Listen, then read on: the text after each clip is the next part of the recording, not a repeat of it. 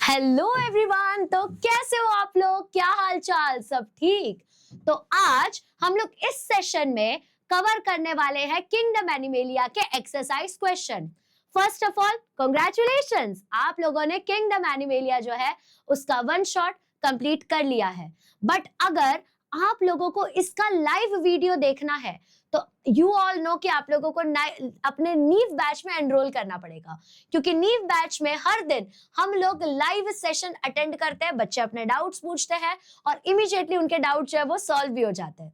तो अब बिना किसी देरी के शुरू करते हैं अपना किंगडम एनिमेलिया के एक्सरसाइज क्वेश्चंस। आप लोगों से बस एक ही रिक्वायरमेंट है, अटेंशन होना चाहिए 100% और आपके सामने होनी चाहिए टेक्स्ट बुक। तो निकाल लो जल्दी से टेक्स्ट बुक और फिर एक एक करके क्वेश्चंस करते जाएंगे हम सॉल्व। Let's get started. अब आपको सबसे पहला क्वेश्चन मिलेगा जिसमें बोला गया है चूज द करेक्ट ऑप्शन। आपके सामने 4 ऑप्शंस रहेंगे, मैंने यहाँ पे करेक्ट आंसर लिखा है। अब बेटा जो चीज आप टेक्स्ट बुक में टिक कर पा रहे हो उसको वही के वही टिक कर दो, जो नहीं कर पा रहे हो उसका स्क्रीनशॉट ले लेना, ठीक है। अब ध्यान से देखना, हमको यहाँ पे करेक्ट ऑप्शन को सिलेक्ट करना है। First question, which of the following belongs to a minor phylum? इनमें से ऐसा कौन सा ऑप्शन है जो कि एक छोटे फाइलम में बिलोंग करता है? छोटे फाइलम मतलब जो कि ज्यादा इवॉल्व्ड फाइलम नहीं है। तो आप जितने एग्जांपल्स देखोगे उसके अंदर कोम्ब जेली जो है वो सबसे छोटा, सबसे ज्यादा अनइवॉल्व्ड वाला, प्री मैच्योर वाला फाइलम होता है, इसलिए हमने यहाँ पे कोम्ब जेली ऑप्शन सेलेक्ट किया है। Now let me remind you, ये टाइप के क्वेश्चंस वही बच्चा सॉल्व कर पाएगा जिस बच्चे लोगों को याद है कि एग्जांपल्स क्या है। In case you don't remember the example तो इट इज जस्ट आप लोगों के एमसीक्यूज। तो मैं आपको बता दूं, ये चैप्टर सिर्फ आपके एक सेमेस्टर में एक यूनिट में आएगा, तो ज्यादा दिमाग को स्ट्रेस देने का नहीं, बाकी सब चीज के लिए अपन है, राधा भाई है। अब नेक्स्ट क्वेश्चन है, select the animal having Venus heart. अब याद करो, विनस हार्ट, विनस हार्ट का मतलब कोल्ड ब्लडेड वगैरह चल रहा था, तो इसके अंदर में हमने क्या देखा था? इसके अंदर में हमने क्या देखा था? तो रोहू फिश जो होता है वो वेनस हार्ट का वाला होता है, इसलिए हमने यहाँ पे ऑप्शन सी सेलेक्ट किया था। बेटा जब तक आपने चैप्टर का वन शॉट नहीं देखा है ना, ये सारी चीजें समझना थोड़ी सी मुश्किल हो जाएगी। अब हम लोग यहाँ पे सी ऑप्शन स्टार्ट करने वाले हैं। इन एस्केरिस डैश, एस्केरिस में क्या होता है? तो एस्केरिस जो है ये एक तरीके का you can say parasitic act करता है। इसमें मीजोडर्म जो है ना वो प्रेजेंट है, बट पैचेस में, ऐसे छोटे छोटे धब्बों में प्रेजेंट है। और जब मीजोडर्म पैचेस में प्रेजेंट होता है ना, जब मीजोडर्म पैचेस में प्रेजेंट होता है ना, तो उसको हम लोग क्या कहते हैं पता है? हम लोग उसको कहते हैं सूडोसिलोमेट। अब मेरे सारे बच्चे लोगों को सूडोसिलोमेट जो है वो याद आ गया होगा। तो बेटा अब यहाँ पे आप लोग क्या करोगे पता है? आप लोग फटाक से इस ऑप्शन के ऊपर लिख दोगे सूडोसिलोमेट, सो दैट आपका 2-3 कॉन्सेप्ट यहीं के यहीं रिवाइज हो जाएगा। नेक्स्ट क्वेश्चन आपके स्क्रीन पे है, विच of the following is incorrect in case of birds? इनमें से कौन सी चीज इनकरेक्ट है, गलत है बर्ड्स के कंपेयर में? ऑप्शन है प्रेजेंस ऑफ टीथ। ऑब्वियसली अपने जो यू कैन से बर्ड्स होते हैं उनके पास टीथ थोड़ी ना होता है, उनके पास तो बीक होता है, तो इसलिए ये इनकरेक्ट ऑप्शन हो गया। बाकी सारी चीजें तुम्हारे एव्स के अंदर यानी कि बर्ड्स के अंदर प्रेजेंट है। Next question, chitinous exoskeleton is characteristic of?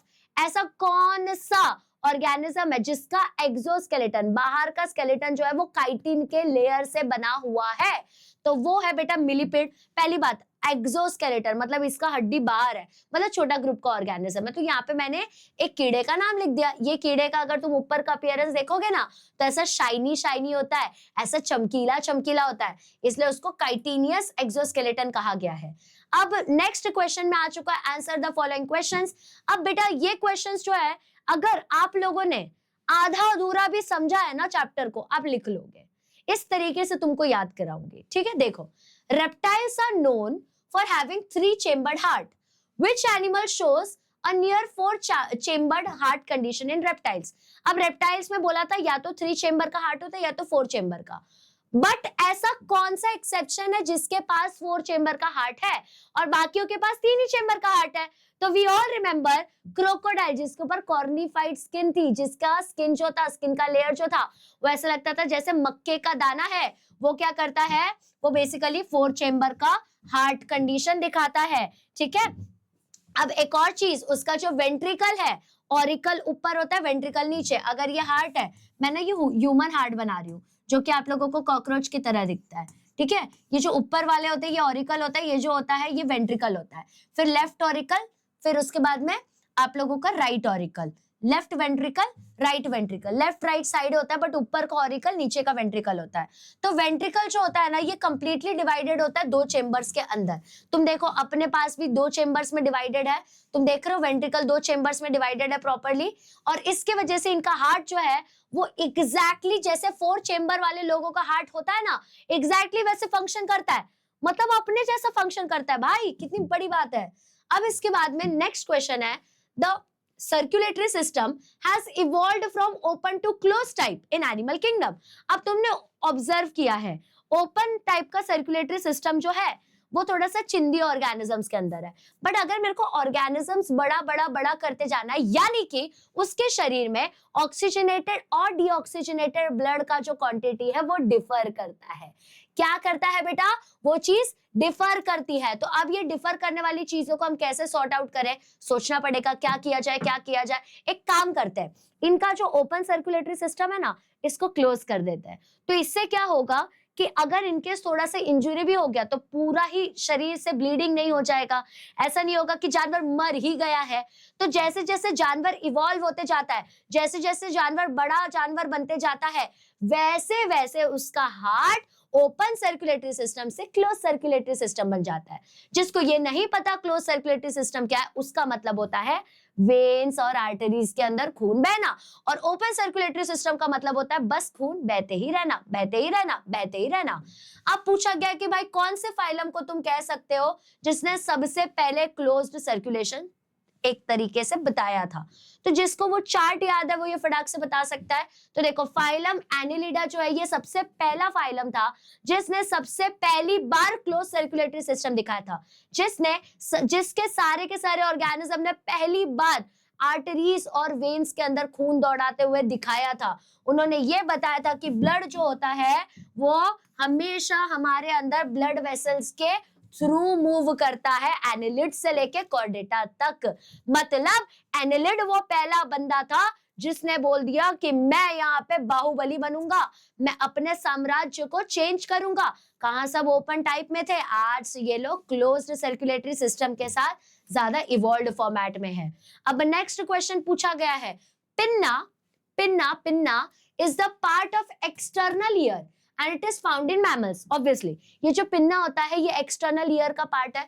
अब देखो रियल ईयर तो ये अंदर है ना, छुपा हुआ। ये क्या हो गया, ये एक्सटर्नल ईयर का पार्ट है, इसको पिन्ना कहते हैं, ठीक है। और ये कहाँ पे मिलता है आपको, मैमल्स के अंदर। अब पूछा क्या है कि एव्स और रेप्टाइल्स के अंदर भी ईयर होता है कोई तरीके का, हमने तो अब तक नहीं देखा है। होता है क्या, होता है क्या, होता है क्या, मैं बताती हूँ। तो देखो बर्ड्स और रेप्टाइल्स जो होते हैं उनके पास कोई एक्सटर्नल ईयर या पिन्ना नहीं प्रेजेंट होता। उनके पास सिर्फ और सिर्फ एक ओपनिंग होती है, एक ऑडिटरी ओपनिंग होता है। ऑडिटरी ओपनिंग का मतलब होता है जहां से वो लोग साउंड को रिकॉग्नाइज कर सकते हैं। ऑडिटरी हम ऐसे बोलते हैं ना, मैं ऑडिबल, मतलब मैं सुनाई दे रहा हूँ क्या। ऑडिटरी या ऑडिबल ये सब चीजें जो है ये ज्यादा स्पेसिफिक होती है तुम लोगों के इस चीज के लिए कि तुमको कितना क्या सुनाई दे रहा है, ठीक है। Openings which are covered by feathers. अब देखो वही ओपनिंग्स के ऊपर ना फेदर्स रहते हैं बर्ड्स के ऊपर, और रेप्टाइल्स के अंदर स्केल्स रहते हैं। अब ध्यान से देखो, अपने पास डायरेक्ट ओपन पिन्ना है। अब अपने को एक्चुअली ये पिन्ना का कोई यूज नहीं, क्योंकि हमको दूर दूर से साउंड को रिकॉग्नाइज नहीं करना है। आप देखो, आप कुत्ते के सामने ऐसे खड़े हो गए ना, तो कुत्ते का कान ऐसा ऐसा, मतलब इतना नहीं, ऐसा हिलता है, क्योंकि वो रिकॉग्नाइज कर सकता है साउंड को। बट अपने लिए उसका कोई यूज नहीं है फिलहाल। तो मे बी जब इवोल्यूशन होते जाएगा तो अपने अंदर का जो ईयर पिन्ना है वो रिमूव हो सकता है। जैसे टेल चला गया एक टाइम पे, बहुत साल लगेंगे, तुम्हारे मेरे बहुत सारे लोगों के बच्चों होने के नेक्स्ट जनरेशन के बाद होगा, तो टाइम लगेगा। तो बर्ड्स और रेप्टाइल्स के अंदर में होता है एक छोटा सा ओपनिंग होता है, गड्ढे जैसा होता है, जिसमें से वो लोग आवाज सुन सकते हैं, बट उसके ऊपर कवरिंग रहती है। किस चीज की कवरिंग रहती है? तो बर्ड्स के ऊपर फेदर्स की कवरिंग, और रेप्टाइल्स के ऊपर जो रहता है उन लोगों की स्केल्स की कवरिंग होती है। तुम देखो अपना ईयर और जो डॉग का ईयर होता है दोनों में बहुत डिफरेंस होता है। डॉग या फिर जो भी जानवर है ना, उनके जो ईयर्स होते हैं वो बहुत ज्यादा सेंसिटिव होता है। इसलिए तुमने देखा होगा लोग बोलते हैं कि कुछ बुरा होने वाला है तो कुत्ते भौंकने लगते हैं, जानवर ये करते हैं वो करते हैं। बेटा उन लोग भूत नहीं देख सकते, उनको कुछ नेगेटिव चीज दिखती है। नेगेटिव चीज मतलब भूत नहीं, जैसे मान लो अर्थक्वेक आने वाला है या फिर कोई वाइल्ड फायर लग गया है, कोई जंगली जानवर आने वाला है, तो सबसे पहले वो डिटेक्ट कर सकते हैं क्योंकि उनको दूर का भी साउंड सुनाई देता है। तो उस टाइम पे अगर मैं इतना साइंटिफिक वे बताती तो पूर्वज लोग जो है वो समझ गए कि इन लोगों को साइंस तो समझ नहीं आता, तो एक काम करते हैं भूत प्रेत और भगवान जी से जोड़ देते हैं, खत्म, लोग मानने लग जाएंगे। जैसे पेड़ मत काटो, ऐसा बोला तो पक्का पेड़ कटेगा, बट बोल दो इस पेड़ में भगवान जी है तो कोई पेड़ नहीं काटेगा, क्योंकि अपने इंडिया में लोग भगवान से ही डरते हैं कि भूत से ही डरते हैं और किसी से नहीं डरते। उसके बाद में next question, fish and frog can respire in water. Yes, fish और फ्रॉग जो है वो पानी में रेस्पायर कर सकते हैं, हम नहीं कर सकते। हमको सिलेंडर लेके जाना पड़ता है, ऑक्सीजन सिलेंडर, या तो नाक बंद करना पड़ता है, पता नहीं क्या क्या सियापे करने पड़ते हैं। तो can they respire through their skin? If yes, why do they have gills? अब यहाँ पे क्वेश्चन क्या बोला गया है, फिश और फ्रॉग वाटर में रिस्पायर कर सकते हैं, तो पूछा गया है क्या वो रिस्पायर करते हैं अपने स्किन के थ्रू भी? तो अगर स्किन के थ्रू रिस्पायर करते तो गिल्स की क्या जरूरत? क्योंकि मैम आपने बोला था कि नेचर तो उतना ही इन्वेस्टमेंट करता है जितना उसको जरूरी है। तो देखो फिश जो है वो रिस्पायर नहीं करता है स्किन के थ्रू, क्योंकि उनका स्किन जो है वो कवर्ड है स्केल से। अब मैंने मेरे नाक को कवर करके रख दिया है तो मुझे कुछ स्मेल नहीं आएगा, है ना, मेरे से नाक को कवर करती है तो मुझे कुछ स्मेल नहीं आएगा, मैं रिस्पायर नहीं कर पाऊंगी। और अगर इसी जगह तो मैं बिल्कुल सांस नहीं ले पाऊंगी, मैं यहीं के यहीं बेहोश हो जाऊंगी, है ना, कोई हंसेगा नहीं, फटके खाएंगे। तो वैसे ही कवर है, स्केल से कवर है। जैसे अब मैं मास्क लगाऊंगी तो तुम लोगों को मेरी आवाज कम आ रही है, मास्क हटा दिया तो तुम लोगों को मेरी आवाज नॉर्मल आ रही है, बट ऐसे रख दिया तो तुम लोगों को मेरी आवाज मफल्ड आ रही है। तो वैसे ही उनका जो स्किन है वो कवर्ड है, अगर वो कवर्ड है स्केल्स के थ्रू तो वो लोग उसके थ्रू रिस्पायर ही नहीं कर सकते।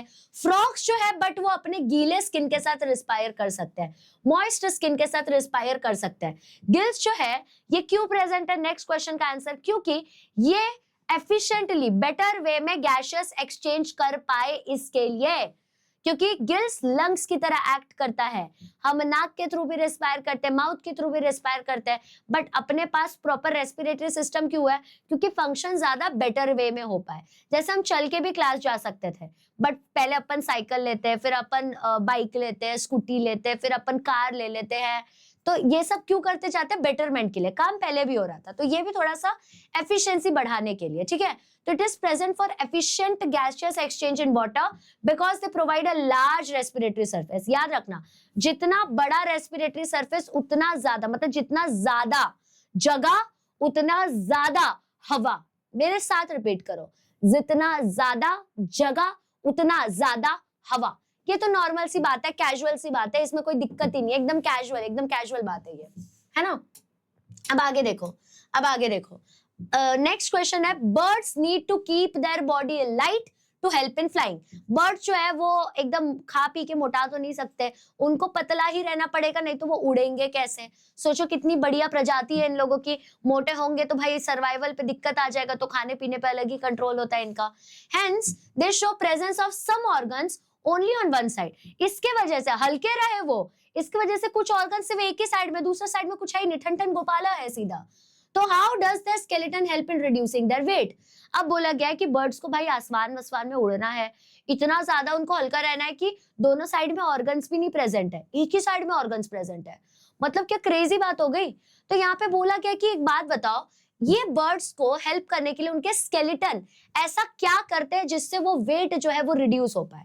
तो तुम सभी को पता है उनका जो बोन है, बोनी स्ट्रक्चर होता है ना, बोनी स्ट्रक्चर होता है, उनका एंडोस्केलेटन, अंदर का स्केलेटन बोन से बना हुआ है, बट उनका बोन जो है उसमें कैल्शियम नहीं भरा होता बेटा, वो हॉलो होता है, वो खोखला होता है, एयर फिल्ड बोन्स होते हैं उसके, मतलब हवा भरी होती है उस बोन्स के अंदर में। अब अगर मैंने बलून को, पचके हुए बलून को नीचे फेंका ना तो ग्रेविटी से नीचे आएगा, बट उसी बलून में अगर मैं हवा भर दूंगी ना वो अपने आप फ्लोट करेगा। भाई क्या एग्जाम्पल, मतलब प्यार हो जाता है मेरे को खुद से कभी कभी, ठीक है। तो वो कैसे हवा में उड़ जाता है, तो इसलिए एयर फिल्ड टाइप का वो जगह रहता है, और उसी जगह को हम लोग न्यूमेटिक बोन्स कहते हैं। इसको पिनोमेटिक बोन मत बोलना, इसको न्यूमेटिक बोन्स कहना। क्या कहोगे पता है? न्यूमेटिक, क्या कहोगे? न्यूमैटिक बोन्स, क्या कहोगे, न्यूमैटिक बोन्स, ठीक है। ये बोन्स बेसिकली हेल्प करते हैं बॉडी के वेट को कम करने में, बट स्ट्रेंथ कम नहीं होता। अब सोचो कोई चीज अगर खोखली है, अब एक लकड़ी है, वो लकड़ी ताजी होती है ना, तो उसको तोड़ना भी मुश्किल होता है, बट अगर वो लकड़ी सूख गई है, खाली है, खोखली है, तो उसको तोड़ना, बेंड करना बहुत इजी हो जाता है। तो इनका बोन्स में अगर सिर्फ खाली जगह होगा तो इनको तोड़ना इजी हो जाएगा, इनका बोन स्ट्रांग ही नहीं रहेगा, किसी ने कुछ उठा पुठा के फेंक दिया, वहीं के वहीं मर वर आ जाएंगे। इसके वजह से इनके जो बोन्स होते हैं उसके अंदर हवा भरी हुई होती है, सो दैट एक स्ट्रांगनेस, एक स्टिफनेस प्रोवाइड, और साथ में ये लोग उड़ भी पाए, वेट भी कम रहे इनका, ठीक है। भाई कोई मेरे में भी हवा भर दूं, मैं और पतली होना चाहती हूँ। नेक्स्ट क्वेश्चन है, cnidarians and ctenophores are both diploblastic, ये दोनों डिप्लोब्लास्टिक है। अब डिप्लोब्लास्टिक का मतलब क्या हो गया, एक्टोडर्म और एंडोडर्म प्रेजेंट है, ठीक है। Which other character do they have in common and which is found and which is not found in other phyla? Mind games खेल रहा है, ये बोल रहा है हम सभी को पता है भाई कि निडेरिया और टीनोफोरा जो है दोनों डिप्लोब्लास्टिक है, बट ऐसा कौन सा एक और कैरेक्टर का नाम बता दो, एक और कैरेक्टर का नाम बता दो जो इन दोनों में कॉमन है बट बाकी फाइलम में कॉमन नहीं है।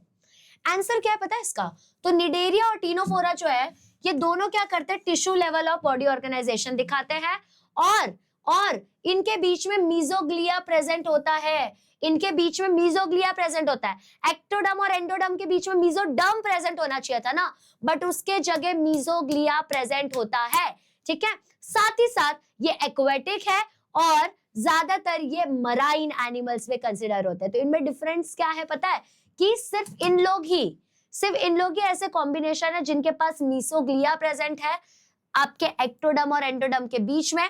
ये इकलौते ऐसे दो जोड़ीदार है जिनके पास टिश्यू लेवल ऑफ ऑर्गेनाइजेशन है, प्लस मीजोग्लिया प्रेजेंट है, प्लस ये एक्वेटिक है। तो ये ऐसा रेयर कॉम्बिनेशन सिर्फ इन तीनों में देखने को मिलेगा। अब आपको लग रहा होगा मैम ये हमें याद कैसे आएगा, तुमको याद नहीं करना इसलिए क्वेश्चन आंसर्स करा रही हूँ। क्या यार तुम लोग भी ना, तुम लोग समझते नहीं हो, तो तुमको क्वेश्चन आंसर्स क्यों करा रही हूँ, क्योंकि ऐसे क्वेश्चंस पूछे जा सकते हैं तो तुमको पहले याद रहेगा। नेक्स्ट है crab and snail both have a protective covering. Is it made up of the same material? अब यहाँ पे ये बोला गया है कि भाई क्रैब और स्नेल जो है दोनों के ऊपर प्रोटेक्टिव कवरिंग होता है। कहाँ क्रैब ऐसे ऐसे ऐसे ऐसे ऐसे करके चलता है और कहाँ स्नेल, बोलते दोनों की प्रोटेक्टिव कवरिंग सेम होगी क्योंकि दोनों प्रोटेक्टिव कवरिंग है। पागल हो गए ये लोग। तो हम क्या बोलेंगे, नो। वो समय रैना के शो में एक बंदी आई थी ना हर चीज पे, नो, वैसी नो। ये जो प्रोटेक्टिंग कवरिंग होती है क्रैब की वो काइटिनियस से बनी हुई है, काइटिन के एक्सोस्केलेटन से बनी हुई है। एंड जो स्नेल का शेल है वो कैल्शियस से बना हुआ है, कैल्शियम से बना हुआ है, बेसिकली कैल्शियम कार्बोनेट से बना हुआ है। दोनों का फंक्शन सेम है बट दोनों का जो मैकेनिज्म है, जो चीज जिससे वो बनता है वो अलग अलग है। समझे, चमका है मेरे को तुमको ये चीज अच्छे से। अब आगे देखो, अब आगे देखो, sponge and sea star show calcareous protective material, do they belong to the same phylum. अब यहाँ पे फिर से ट्विस्ट किया, तुम लोगों को बोला गया है कि स्पॉन्ज और सी स्टार जो है ये दोनों कैल्सिरस प्रोटेक्टिव मटेरियल दिखाते हैं। दोनों के अंदर में ऐसा मटेरियल होता है जो ऐसा लगता है कि भाई कैल्शियम से बना हुआ है, कैल्शियम के प्रोटेक्टिव लेयर से बना हुआ है। तो ये बोला गया कि क्या ये दोनों सेम फाइलम से बिलोंग करते हैं, दोनों। चलो तुमने उधर बोल दिया कि उन दोनों का प्रोटेक्टिव लेयर जो है ना वो अलग अलग है, तो ये दोनों सेम में नहीं बिलोंग करते, ठीक है चल बढ़िया, तेरी बात मान ली। तो अब अगर स्पॉन्ज और सी स्टार के पास कैल्शियम का प्रोटेक्टिव मटेरियल है तो क्या वो सेम फाइलम से बिलोंग करेंगे? अरे दूर बुर्बक, जस्ट बिकॉज राधा मैम के पास यहाँ पे सैमसंग S24 अल्ट्रा है, इसका मतलब ये थोड़ी है। और अंबानी के भी पास मान लो सैमसंग S24 अल्ट्रा है, मान लो सैमसंग S24 अल्ट्रा अंबानी के पास भी है, तो ऐसा तो नहीं हो जाएगा, ऐसा तो नहीं हो जाएगा कि मैं और अंबानी जी सेम हो जाएंगे, ऐसा तो नहीं हो जाएगा, है ना। तो ये वही बात हो गई, खुद की बेइज्जती खुद ही कर लेती हूँ, नहीं तो कोई और कर देगा। I am so smart. तो देखो, नो, स्पॉन्ज जो है वो बिलोंग करता है पोरिफेरा से, वाइल सी स्टार जो है वो फाइलम एकाइनोडर्माटा से बिलोंग करता है, इसलिए वो दोनों सेम फाइलम से बिलोंग नहीं करते। आपको तो मैंने मेरा बढ़िया चटपटा एग्जांपल बता ही दिया क्यों नहीं करते, है ना। अब आगे देखो, fish and snake both have scales. Fish और स्नेक दोनों के पास स्केल्स है, बट पूछा क्या है कि ये स्केल्स एक दूसरे से अलग कैसे है। चटपटे क्वेश्चंस। तो देखो फिश का स्केल जो होता है ये डर्मल स्केल होता है, मतलब ऊपर आउटर कवरिंग के ऊपर में स्केल्स प्रेजेंट होता है, ठीक है। और ये जो स्केल्स है ये घुसे हुए होते हैं उसके स्किन के अंदर, फिश के स्किन के अंदर में स्केल्स घुसे हुए होते हैं, ठीक है। वेयर एज स्नेक का जो स्केल्स है वो एपिडर्मल स्केल्स है, ठीक है। एपिडर्मल मतलब ऊपर में, डर्मल मतलब स्किन का एक पार्ट रहना वो, ठीक है। अब वो बनता कैसे है स्नेक के स्केल्स, तो वो बनता है एक केराटिन के थ्रू, केराटिन के थ्रू बना हुआ रहता है और ये प्रेजेंट रहता है आउटर सरफेस के ऊपर। तो फिश के स्केल्स उसके बॉडी के अंदर एम्बेडेड है, उसके बॉडी का एक पार्ट ही है। आपके स्नेक के स्केल्स भी पार्ट है बट वो सिर्फ उसके ऊपर के लेयर पे एग्जिस्ट करता है, ठीक है। इसलिए ना वो सारे अलग अलग हो गए। नेक्स्ट पूछा गया है लोअर फाइला, जो लोअर फाइला है जैसे कि आर्थ्रोपोड और निडेरिया, वो शो करते हैं मेटामॉर्फोसिस, ठीक है। मेटामॉर्फोसिस मतलब ये लोग लार्वा से एडल्ट स्टेज में जाने वाला कुछ नौटंकी करने वाले हैं। It is also found in any class of phylum Chordata, ठीक है। तो पूछा गया है कि जो मेटामॉर्फोसिस का जादूगिरी है क्या ये दूसरे और क्लासेस में मिलेगा कॉर्डेटा के, तो देखो यस डेफिनेटली मिलता है। मेटामॉर्फोसिस तुमको एम्फीबिया में भी देखने को मिलता है। फॉर एग्जांपल टैडपोल, मतलब जो तुम लोगों का मेंढक होता है ना वो पहले टैडपोल के शेप में होता है, मतलब ऐसे थोड़ा सा ऐसे शेप में दिखता है, ठीक है। फिर वो लार्वा स्टेज में ट्रांसफॉर्म हो जाता है और फिर वो एडल्ट फ्रॉग में ट्रांसफर हो जाता है, समझे। इस तरीके से उनका काम धंधा चलता है। अब आगे कुछ draw and neat labelled diagrams है। तो यहाँ पे आपको साइकॉन का डायग्राम पूछा है। साइकॉन का मतलब होता है भाई पोरिफेरा के बारे में बात चल रही है, अपने स्पॉन्जेस के बारे में बात चल रही है, ऐसा दो मुंडी बना लेने का है। अब देखो इसके ऊपर ना बहुत सारे ऐसे स्पोर्स प्रेजेंट होते हैं। ये जो स्पोर्स है स्क्रीनशॉट लेते जाना, ये जो स्पोर्स है बेटा ये स्पोर्स इसके लिए प्रेजेंट है सो दैट ये लोग प्रॉपरली एक्सचेंज कर पाए और ऑस्क्यूलम से वाटर आउट हो पाता है। तो इसके अंदर तुम कुछ भी भूल जाओ, तुमको ये ऑस्टियम नहीं भूलना, तुमको ये कॉलर सेल नहीं भूलना, तुमको ये ऑस्क्यूलम नहीं भूलना है, बाकी तुम कुछ भी भूल सकते हो। 3-4 लेबलिंग जो है ना वो बहुत इंपॉर्टेंट है, तो ये सारी चीजें अपने को भूलनी नहीं है, ठीक है। इसका डायग्राम अपन ने ऐसे भी बना दिया तो बहुत है, ठीक है। ओके तो बहुत है, बढ़िया है फिर। ओके अब आगे देखो हम लोग ऑरेलिया के बारे में बात करेंगे। ऑरेलिया जो है ये थोड़ा सा आपको जेलीफिश की तरह दिखता है क्योंकि ये है ही जेलीफिश। तो ये देखो अम्ब्रेला जैसा सरफेस है इसका, यहाँ पे ऐसे मार्जिन्स प्रेजेंट है, ठीक है।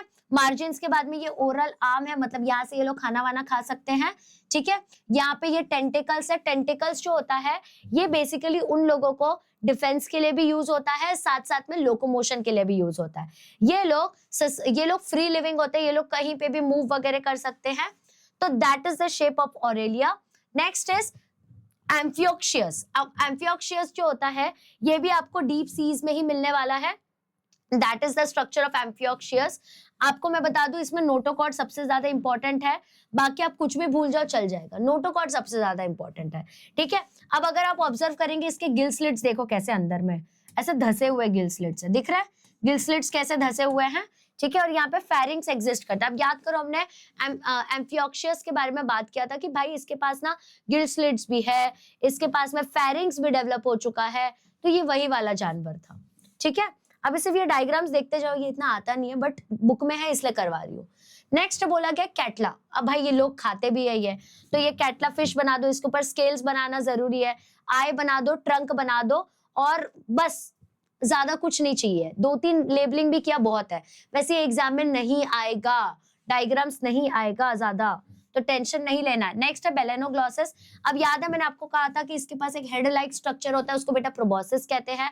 फिर नीचे ऐसे कॉलर जैसा स्ट्रक्चर होता है बेटा, उस कॉलर जैसे स्ट्रक्चर को थोड़ा नेक जैसा उसका बेसिकली अपीयरेंस होता है। फिर ये जो है ये इसका फिन है, प्रॉपरली फिन है, तो ये उसके देखो गिल पोर्स है, मतलब यहाँ से पूरा पानी वानी जाने का काम करेगा, ठीक है। और यहाँ पे एनस एग्जिस्ट करता है, तो मतलब यहाँ से वो अपना जितना भी एक्सक्रीटरी वेस्ट है वो निकालने का काम करेगा। ये बहुत ज्यादा स्लाइमी होता है। इसका स्ट्रक्चर ऐसा क्यों दिख रहा है, क्योंकि इसको मैंने बीचों से काट दिया है, इसके वजह से इसका स्ट्रक्चर ऐसे दिख रहा है, ठीक है। अब नेक्स्ट में है स्क्लोडियन। अब स्क्लोडियन भी एक लंबी सी मछली ही होती है, इसमें आपको dorsal fin, lateral line, dorsal fin, gill के क्लेफ्ट्स ये सब पता होना चाहिए। अब एक चीज देखो इसके गिल्स कैसे प्रेजेंट है, एकदम थोड़े से प्रेजेंट है। क्लेफ्ट मतलब ऐसा गड्ढा जिसके अंदर गिल्स प्रेजेंट है, ठीक है। और ये पेल्विक फिन है। पेल्विक फिन मतलब जो पीछे के एरिया में, हिप के एरिया में होता है, इसलिए उसको पेल्विक फिन कहा जाता है। अब कुछ क्वेश्चंस थे जैसे कि मैच द फॉलोइंग वाले, तो मैच द फॉलोइंग में मतलब ऐसे फाइलम दिया हुआ है और उसका कैरेक्टर पूछा था। तो एनालिडा, उसका उसका सबसे बेसिक कैरेक्टर क्या है कि वो पैरापोडिया है। पैरापोडिया मतलब 4 लेग वाले, 4 लेग्ड है वो, ठीक है। मोलस्का का बात करूं तो उसका बेस्ट एग्जांपल रेड्यूला आ जाएगा। अगर मैं टीनोफोरा का बात करूं तो उसके अंदर का सबसे कॉमन फीचर मुझे दिख के आया option D, that is comb plates. उसके पास ऐसे कोम प्लेट्स प्रेजेंट होते हैं, ठीक है। उसके बाद में पॉरीफेरा का बात करूं तो उसके पास ऑस्टिया प्रेजेंट होता है। ऑस्टिया मतलब जो स्पोर्स होते हैं उसके ऊपर वो। अगर मैं एकाइनोडर्माटा का बात करूं तो उसके पास ट्यूब फीट प्रेजेंट होता है, ठीक है। आई होप आप लोग ऐसे एक एक करके सब कुछ टिक करते जा रहे हो जो भी मैं बताती जा रही हूँ। फिर आप लोगों को ना कुछ डायग्राम्स दिए हैं क्वेश्चन नंबर 5 में, और तुम्हें आइडेंटिफाई करना है कि क्या है ये डायग्राम। तो अपने टेक्स्ट बुक में बेटा डायग्राम खोल लो फटाफट से। उसमें सबसे पहला जो डायग्राम है उसके आगे लिख दो सी पेन, ठीक है। इसको पेनाटूला भी कहते हैं। ये फाइलम निडेरिया से बिलोंग करता है। इसके फीचर्स क्या है ये बेटा, इस नोट्स में जो भी मैंने लिखा है ना, आप सेम डिक्टो एग्जाम में लिख दो, कोई नहीं काटेगा मार्क्स, क्योंकि ये नोट्स मैंने खुद बनाए हुए हैं, ठीक है। खुद से ढूंढ के खुद से बनाए हुए, तो टेंशन नहीं लेना, आप फ्रीली लिख सकते हो। 6 साल से ये नोट्स चल रहे हैं और 6 साल में किसी बच्चे का मार्क्स नहीं कटा, टेंशन नहीं लेना है। अब बेटा ये डिप्लोब्लास्टिक होता है और ये रेडियली सिमेट्रिकल भी होता है। डिप्लोब्लास्टिक मतलब 2 ही लेयर है, एक्टोडर्म है और एंडोडर्म है, और साथ में रेडियली सिमेट्रिकल है मतलब कोई भी हिस्से में इसको तुम काट सकते हो, ठीक है। ये क्या करता है, ये पोजेस करता है नीडोब्लास्ट को। अब आप बोलेंगे नीडोब्लास्ट क्या होता है, तो स्टिंगिंग सेल्स, जिससे स्टिंगिंग फील होता है, ठीक है। अब इसके पास गैस्ट्रोवेस्कुलर कैविटी प्रेजेंट है, मतलब कि यहाँ से ये प्रॉपर तरीके से क्या कर सकता है पता है, एक्सक्रीशन वगैरह तक पहुंच सकता है। फिर नेक्स्ट जो डायग्राम आप देख रहे हो ना, वो लीच है। लीच बिलोंग करता है फाइलम एनिलिडा से, ठीक है। अब उसके फीचर्स क्या है, बॉडी जो है मेटामेरिकली सेगमेंटेड है। अब मेटामेरिकली सेगमेंटेड है मतलब उसके ऊपर बहुत सारे सेगमेंट्स प्रेजेंट है। उसके पास क्लोज्ड सर्कुलेटरी सिस्टम प्रेजेंट होता है।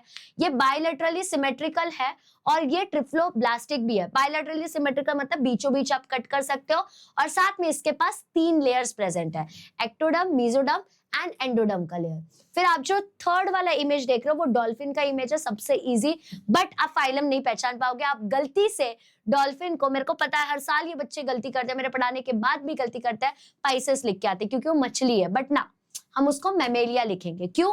क्योंकि उसके पास मेमोरी ग्लैंड्स प्रेजेंट है, उसके पास 4 चेंबर का हार्ट है, वो विविपेरस है और वार्म ब्लडेड है, ठीक है। मतलब अपने जैसे फीचर्स आ चुके हैं। विविपेरस मतलब डायरेक्ट बर्थ देना, वार्म ब्लडेड का मतलब क्या होता है कि बाहर के अकॉर्डिंग टेम्परेचर चेंज नहीं कर सकते हैं वो लोग। नेक्स्ट है आप लोगों का सांप, आपके रिलेटिव्स का फोटो डाल दिया वहां पे। क्लास यहाँ पे रेप्टिलिया आ जाएगा। फीचर्स क्या है, उसका स्किन जो होता है रेप्टिलिया का वो कवर्ड है बहुत सारे ड्राई कैरेटेनाइज स्केल से। क्यों कैरेटेनाइज स्केल लिखा है, क्योंकि वो स्केल उसके एपिडर्मल लेयर पे और कैरेटिन से बना हुआ है, इसलिए। रेस्पायर करता है बेटा ये लंग्स के थ्रू, और ये कोल्ड ब्लडेड वर्टिब्रेट्स होते हैं, मतलब कि ये बाहर के अकॉर्डिंग टेम्परेचर को, अपने बॉडी के टेम्परेचर को चेंज कर सकते हैं, ठीक है। अब उसके बाद में हम लोग नेक्स्ट देखेंगे, तो वो सी अर्चिन का फोटो है। वो फाइलम एकाइनोडर्माटा से बिलोंग करता है। इसका एंडोस्केलेटन कैल्शियरस से बना हुआ है, कैल्शियरस ऑसिकल से। इसके पास ट्यूब फीट प्रेजेंट है, और एडल्ट ट्यूब फीट्स मतलब ऐसे छोटे छोटे अपर्चर्स होते हैं जिसके थ्रू बस वो मूव कर पाए, ज्यादा प्रॉपर पैर नहीं है उनके पास, ठीक है। एडल्ट जो है वो रेडियल सिमेट्री शो करते हैं, मतलब कोई भी हिस्से से कट कर दो वैसा वाला। अब कॉकरोच का बात करूं, अब देखो कॉकरोच में फाइलम आर्थ्रोपोडा हो गया, अब वो भी तुम पहचान ही सकते हो। तो जॉइंटेड अपेंडेजेस प्रेजेंट होता है, मतलब हाथ पैर ऐसे दिख के आता है तुमको, ठीक है। इसका काइटिनियस एक्सोस्केलेटन होता है, मतलब इसका स्केलेटन जो है वो काइटिन से बना हुआ है, और साथ में इसका ओपन सर्कुलेटरी सिस्टम, मतलब एक ही जगह पे आर्टरीज और वेन्स जो है वो फैल रहा है, बन रहा है, वैसा वाला सिस्टम है, ठीक है। अब आपके जी की बात करूं, जी वाला जो आप लोगों के सामने डायग्राम है, दैट इज हर्डमेनिया। ये नाम आपने नहीं सुना होगा, बट याद रखना कि ये यूरोकॉर्डेटा से बिलोंग करता है। नोटोकॉर्ड सिर्फ लार्वल टेल में, टेल के साइड में प्रेजेंट है, वो भी लार्वा स्टेज में। ये मरीन है और सेडेंट्री है, मतलब समुद्र में रहता है और मूव नहीं कर सकता है, ठीक है। इसका ट्यूनिक मतलब ऊपर का जो प्रोटेक्टिव लेयर है वो ट्यूनिकिन से बना हुआ है, ट्यूनिकल्स याद करो जो हमने पढ़ा था वो। अब नेक्स्ट चीज जो एच इमेज है, दैट इज नॉटिलस। नॉटिलस बना हुआ है फाइलम मोलस्का से। इसके फीचर्स क्या है, सॉफ्ट अनसेगमेंटेड बॉडी होती है इनकी, मैंटल और शेल इनके पास प्रेजेंट होता है, शेल मतलब ऊपर का कवरिंग, मैंटल मतलब बीच का जो लेयर होता है वो, और मस्कुलर फुट प्रेजेंट है, मतलब अब इनके पास तगड़ा फुट प्रेजेंट है, मूव वूव करने का कोशिश जरूर करने वाले ये लोग, ठीक है। इसके बाद में आई जो लिखा हुआ है दैट इज तुम लोगों का एम्फियोक्सस, उसका हम लोगों ने डायग्राम भी देखा हुआ है, वो बिलोंग करता है फाइलम सिफेलोकॉर्डेटा से बेटा। अब उसके फीचर्स क्या है, नोटोकॉर्ड एक्सटेंड करता है थ्रू आउट द लाइफ, पूरा लाइफ भर उनके पास नोटोकॉर्ड होता है। इनका dorsal hollow nerve cord present होता है, इनके पास डोर्सल हॉलो नर्व कॉर्ड भी प्रेजेंट होता है। अब बेटा मराइन और फिश लाइक ऑर्गेनिजम्स भी इनके पास प्रेजेंट होता है, ठीक है, मतलब बेसिकली ये लोग क्या है, समुद्र में रहते हैं, और ये बेसिकली एक फिश जैसे ही ऑर्गेनिजम्स है, क्योंकि उनका फंक्शन ही वैसा, तुम देखो जो छोटे जानवर है ना वो फिश जैसे ही फंक्शन कर रहे हैं, क्योंकि उनका बॉडी ही उतना डेवलप नहीं हुआ है ना, इसके वजह से, ठीक है। अब लास्ट क्वेश्चन नंबर 6 था कि ऑब्जर्व करना और आइडेंटिफाई करना बॉडी का सिमेट्री जो भी एनिमल्स के अंदर दिया गया है वो। तो स्पॉन्ज, उसका बॉडी सिमेट्री असिमेट्रिकल है, you can not divide it into two plane. Jellyfish का बात करूं तो रेडियल सिमेट्री है वो, मतलब तुम उसको कोई भी प्लेन से डिवाइड कर दो, दो हिस्से में बढ़ जाएगा। हाउस फ्लाई का बात करूं तो बीचों बीच काट सकते हो यार, बायलैटरल सिमेट्री है उसका। एंड इसी के साथ अपना पूरा का पूरा एक्सरसाइज क्वेश्चंस जो है वो खत्म होता है। अब आप लोगों को ये बहुत ओवरवेलमिंग लग रहा होगा, ऐसा लग रहा होगा कुछ नहीं समझा है, ये क्या हो रहा है, सब ऊपर से गया। बेटा ये जो कॉन्सेप्ट्स है आपको सब समझा हुआ है, मैं लिख के देती हूँ 199%, बट ये क्वेश्चन का आंसर कब कर पाओगे, जब वो कॉन्सेप्ट के 3 बार रिवीजन करोगे, उसके बाद आप एक्सरसाइज क्वेश्चंस को प्रैक्टिस करोगे, एक एक एक्सरसाइज क्वेश्चन हर दिन प्रैक्टिस करोगे, जब तक तुम्हारा पहला सेमेस्टर खत्म ना हो जाए, तब जाके तुम लोग इस तरीके का आंसर बना पाओगे। अब तुम देखोगे टेक्स्ट बुक में गंदे गंदे पॉइंट्स दिए, बट मैं कैसे ये आंसर बना पाई, क्योंकि मैंने टेक्स्ट बुक आई गेस 50 के ऊपर बार पढ़ रखी है, सच बता रही हूँ, बहुत बार मैं टेक्स्ट बुक पढ़ती रहती हूँ कि क्या इसको किस वे से पढ़ा दूं जो बच्चों को आ जाए। तो तुमको जब तक वो टेक्स्ट बुक पढ़ने का आदत नहीं आएगा ना, तब तक तुम ये नोट्स नहीं निकाल पाओगे, but you don't have that much of time, इसलिए मैं आप लोगों के लिए नोट्स बना देती हूँ सो दैट आपका ईजी हो जाए, ठीक है। तो thank you so much for joining in, thank you so much for joining in. आप लोगों को मैं बता दूं, जैसे कि आपको अगर लाइव लेक्चर अटेंड करना है तो we have a beautiful batch of beautiful students जिसका नाम है नीव बैच। ये one of the best batch है, क्योंकि इस बैच में 10,000 के ऊपर बच्चे और सारे के सारे बच्चे क्यूटीज और पुकीज है। पता है क्यों? द मोमेंट क्वेश्चन पूछो धड़ धड़ धड़ धड़ करके आंसर्स देते हैं, बिकॉज दे नो कि क्या होता है हार्डवर्क का मतलब, क्या होता है कंसिस्टेंसी का मतलब। तो अगर आप भी उस ग्रुप के साथ, उस एक्सीलेंट ग्रुप के साथ जुड़ना चाहते हो तो आप लोग डिस्क्रिप्शन में लिंक देख सकते हो, you can join us. Also ये हम लोगों के तत्व बुक्स है जो कि one of the best books है वेदांतु के क्या आप पूरे महाराष्ट्र में चेक कर सकते हो, ये क्वेश्चंस आपको सीईटी में जरूर दिख के आएंगे। प्राइस भी देखो, it is just for 1800 rupees. Also we have IV SAT for you, that is instant Vedantu scholarship admission test. अगर आप इस टेस्ट में पास हो जाओ तो 90% स्कॉलरशिप आपके हाथ में आ जाएगा। And these are our offline centre, अगर आप हमसे ऑफलाइन जुड़ना चाहते हो तो आप हमसे ऑफलाइन भी जुड़ सकते हो इन अपने नियर बाय सेंटर्स में विजिट करके, ठीक है। Thank you so much for watching till the end, bye.